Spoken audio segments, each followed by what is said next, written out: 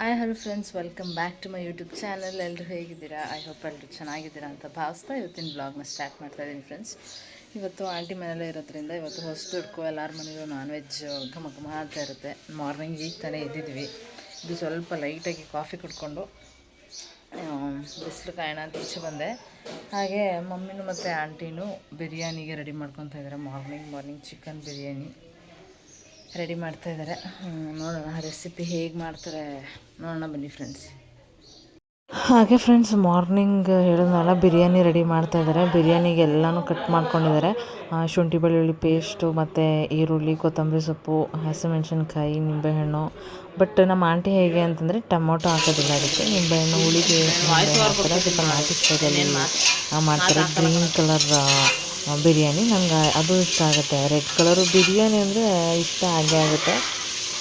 Red colour ಮಾಡಿದ್ರು ಇಷ್ಟ ಆಗುತ್ತೆ, ಈ ಥರ ಗ್ರೀನ್ ಕಲರ್ ಮಾಡೋದು ಇಷ್ಟ ಆಗುತ್ತೆ. ನಾನೊಂದು 2 ಟೈಮ್ಸ್ ಟೇಸ್ಟ್ ಮಾಡಿದ್ದೀನಿ ಆಂಟಿ ಮಾಡಿರೋದು. ನಮ್ಮ ಮನೇಲಿ ಒಂದ್ಸಲ ಮದುವೆಗೂ ಮುಂಚೆ ಒಂದ್ಸತ ನಿಮಗೆ ಹಾಕಿದ್ದೆ ಒಂದು ವ್ಲಾಗಲ್ಲಿ, ಆವಾಗಲೂ ತುಂಬ ಚೆನ್ನಾಗಿತ್ತು. ಇವಾಗ ಆಲ್ಮೋಸ್ಟ್ ರೆಡಿ ಆಗ್ತಾಯಿದೆ ಫ್ರೆಂಡ್ಸ್. ಇವಾಗ ನೀರೆಲ್ಲ ಹಾಕಿ ಅಕ್ಕಿ ಎಲ್ಲ ಹಾಕಿ ಇದು ಕ್ಲೋಸ್ ಮಾಡೋ ಟೈಮ್. ಈಗ ಬಿರಿಯಾನಿ ಎಲ್ಲ ರೆಡಿ ಆಗ್ತಾಯಿದೆ. ಫುಲ್ ಮಿಕ್ಸ್ ಮಾಡ್ತಾಯಿದ್ದಾರೆ ಆಂಟಿ. ಫುಲ್ ಘಮ ಘಮ ಅಂತ ಇದೆ. ನಾನು ಚಿಕನ್ ತಿಂದು ಸುಮಾರು 10 ಡೇಸ್ ಆಗೋಗಿತ್ತು ಫ್ರೆಂಡ್ಸ್. ಅಂದರೆ ಸಮ್ಮರ್ ಅಲ್ವಾ, ತುಂಬ ನಾನ್ ವೆಜ್ ತಿನ್ನಬೇಕು ಅಂತ ಅನಿಸಲ್ಲ. ಏನೋ ಅವಾಗವಾಗ ತಿನ್ನಬೇಕು ಅಂತ ಅನಿಸುತ್ತೆ. ಬಟ್ ತುಂಬ ತಿನ್ನಬೇಕು ಅನಿಸಲ್ಲ. ಈ ಚಳಿ ಟೈಮಲ್ಲೆಲ್ಲ ಚೆನ್ನಾಗಿ ನಾನ್ ವೆಜ್ ತಿನ್ಬೇಕು ಅನಿಸುತ್ತೆ. ಲಾಸ್ಟ್ ಟೈಮ್ ಮಮ್ಮಿ ಮನೆಗೆ ಬಂದಾಗ ಮಮ್ಮಿ ಚಿಕನ್ ಗ್ರೇವಿ ಮಾಡಿದ್ರು. ಅದಾದಮೇಲೆ ನಾನು ತಿಂದೇ ಇಲ್ಲ ಚಿಕನ್ನ. ಇವಾಗಲೇ ತಿಂತಾ ಇರೋದು. ಬಟ್ ಅನ್ನಿಸ್ತಾ ಇತ್ತು ಹೆಂಗೋ ಹೊಸ್ದುಡ್ಕೋ ಇನ್ನೂ ಹಬ್ಬ ಆದಮೇಲೆ ತಿನ್ಬೋದು ಅಂತ. ಇವಾಗ ಟೇಸ್ಟ್ ಮಾಡೋ ಟೈಮ್ ಆಗಿದೆ. ಆಲ್ಮೋಸ್ಟು ಎಲ್ಲ ರೆಡಿ ಆಗಿದೆ. ಎಲ್ಲ ಬರಬೇಕು. ಎಲ್ಲರೂ ಫ್ರೆಶ್ ಅಪ್ ಆಗಿ ಮುಖ ತೊಳ್ಕೊಂಡು ಬ್ರಷ್ ಮಾಡಿಕೊಂಡು ಸ್ನಾನ ಎಲ್ಲ ಒಟ್ಟಿಗೆ ತಿಂಡಿ ಆದಮೇಲೆ ಮಾಡೋಣ ಅಂತ ಎಲ್ಲ ಬ್ರಷ್ ಮಾಡಿಕೊಂಡು ಫ್ರೆಶ್ ಅಪ್ ಆಗಿ ಒಬ್ಬೊಬ್ಬರಾಗಿ ರೆಡಿಯಾಗಿ ಬರ್ತಾಯಿದ್ದಾರೆ ಬಿರಿಯಾನಿ ತಿನ್ನೋದಕ್ಕೆ. ಇನ್ನು ಮಧ್ಯಾಹ್ನ ಆ್ಯಸ್ ಯೂಶ್ವಲ್ ಮಟನ್ ಎಲ್ಲ ರೆಡಿ ಮಾಡ್ತಾರೆ. ತಿಂಡಿ ಎಲ್ಲ ತಿಂದ್ಕೊಂಡು ಸ್ವಲ್ಪ ಹೊತ್ತು ರೆಸ್ಟ್ ಮಾಡಿ ಹಾಗೆ ಮಟನ್ ಸಾಂಬಾರು ಮಾಡೋಕ್ಕೆ ರೆಡಿ ಮಾಡ್ತಾರೆ. ಅಂದರೆ ಯಾವಾಗಲೂ ಏನು ಅಂದರೆ ಈ ಗ್ರೇವಿ ಚಪಾತಿ ಮುಂಚೆ ಎಲ್ಲ ಜಾಸ್ತಿ ಚಪಾತಿಗೆ ಗ್ರೇವಿ ಇಲ್ಲ ಗೀ ರೈಸ್ಗೆ ಗ್ರೇವಿ ಅಂತ ತಿಂತಾಯಿದ್ವಿ. ಬಟ್ ಇವಾಗ ಆಲ್ಮೋಸ್ಟ್ ಎಲ್ಲರೂ ಬಿರಿಯಾನಿ ಅಂತ ಸ್ಟಾರ್ಟ್ ಮಾಡಿದ್ದಾರೆ. ನನಗೂ ಇಷ್ಟ ಆಗುತ್ತೆ ಇವಾಗ ಜಾಸ್ತಿ. ನೋಡೋಣ ಮೊಸರು ಬಜ್ಜಿ ಬರ್ತಾ ಇದೆಯಂತೆ. ಕಡಿಮೆ ಕೊಡು ರಾವ್ ಮದ ಒಂಚೂರು ಸ್ವಲ್ಪ.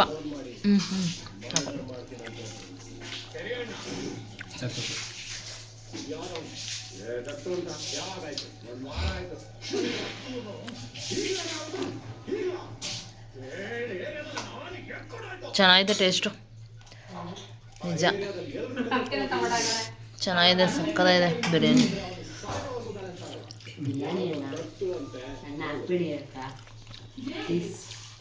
ಜೀವನ ಹೆಂಗಿದೆ ಮದನ್? ನಿಮ್ಮ ಮಮ್ಮಿ ಮಾಡಿರೋ ಬಿರಿಯಾನಿ ಹೆಂಗಿದೆ? ಇದೇ ಥರನ ಮಾಡೋದು, ಬೇರೆ ಡಿಫ್ರೆಂಟ್ ಏನಾರು ಮಾಡುತ್ತಾ? ಸೇಮ್ ಇದೇ ಥರನಾ? ಸೇಮ್ ರೆಸಿಪಿ ನಮ್ಮ ಆಂಟಿ ಮಾಡೋ ಬಿರಿಯಾನಿ.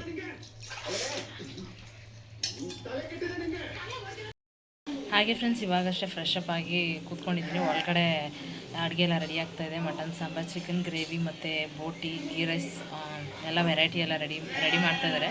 ಇವಾಗಷ್ಟೇ ಒಂದು ಸ್ವಲ್ಪ ಟೇಸ್ಟ್ ನೋಡಿಬಿಟ್ಟು ಬಂದಿದ್ದೀನಿ. ಮತ್ತು ಶಿವರು ಬರ್ತಾರೆ ಡ್ಯೂಟಿ ಮುಗಿಸ್ಕೊಂಡು. ಅವರು ಸಂಜೆ ಬರ್ತೀನಿ ಅಂತ ಹೇಳಿದ್ರು.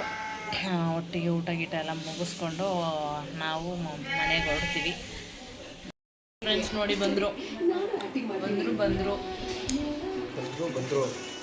ಎಲ್ಲಿಗೆ ಬಂದರು? ನಮ್ಮ ಆಂಟಿ ಮನೆಗೆ ಬಂದರು ಗೆಸ್ಟು.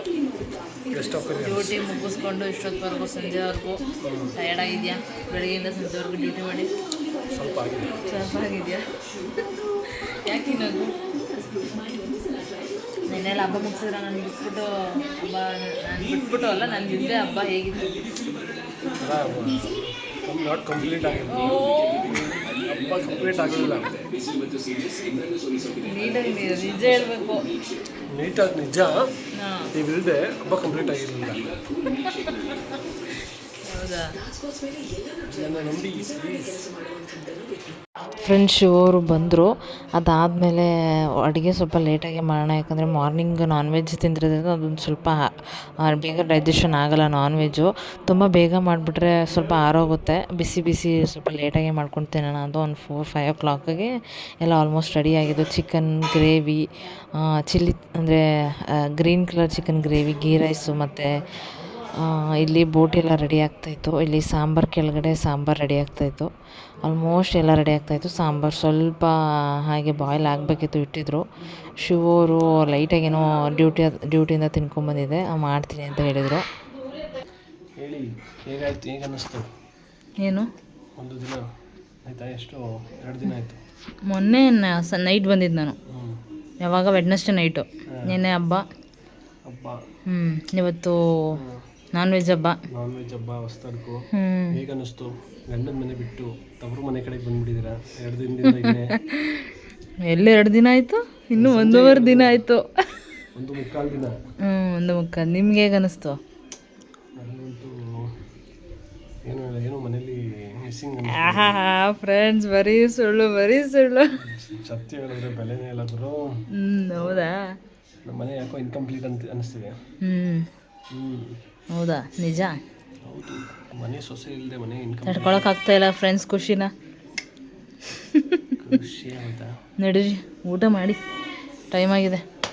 ಹ್ಯಾಂಡ್ ವಾಶ್ ಮಾಡ್ಕೊಳ್ಳಿ. ಫ್ರೆಂಡ್ಸ್ ನೋಡಿ, ಬಂತು ಹೊಸ್ತುಡ್ಕಿನ ಊಟ, ನಾನ್ ವೆಜ್ ಊಟ. ನಾನು ಗೀ ರೈಸ್ನ ಜಾಸ್ತಿ ಚಿಕನ್ ಗ್ರೇವಿಯಲ್ಲಿ ತಿನ್ನೋಕ್ಕೆ ಇಷ್ಟಪಡ್ತೀನಿ, ಅದಕ್ಕೆ ನಾನು ಇನ್ನೂ ಸಾಂಬಾರು ಹಾಕ್ಸ್ಕೊಂಡಿಲ್ಲ. ಟೇಸ್ಟ್ ಮಾಡಿದ್ರಾ? ಹೇಗಿದೆ? ನಿಜ? ನಾನಂತೂ ಯಾವುದಕ್ಕೂ ಹೆಲ್ಪ್ ಮಾಡಿಲ್ಲ, ಸುಮ್ಮನೆ ಕೂತಿದ್ದೆ. ಎಲ್ಲ ನಮ್ಮ ಮಮ್ಮಿ, ಅಜ್ಜಿ, ಆಂಟಿ ಮೂರು ಜನ ಮಾಡಿರೋದೆ. ಹೌದು, ಅವ್ರು ಮಾಡೋದ್ರೂ ನಾನು ಮಾಡ್ತಿರ್ಲಿಲ್ಲ ನಿಜವಾಗ್ಲೂ. ಗೊತ್ತಾ? ನಾವೇ ಫಸ್ಟ್ ಟೇಸ್ಟ್ ಮಾಡ್ತಿರೋದು. ನಮ್ಮದೇ ಮೊದಲನೇ ಊಟ.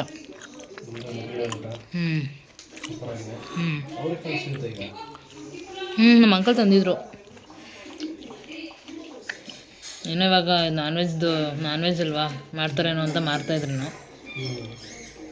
ಅಲ್ಲಿ ರಮ್ಯಾಕವ್ರ ಮನೇಲಿ ನಾನ್ ವೆಜ್ಜಾ? ಹೇಳ್ತಾಯಿದ್ರು ಫೋನ್ ಮಾಡಿದಾಗ, ಮಾಡಬೇಕು ಮಟನ್ ಚಿಕನ್ ಎರಡೂ ಅಂತ.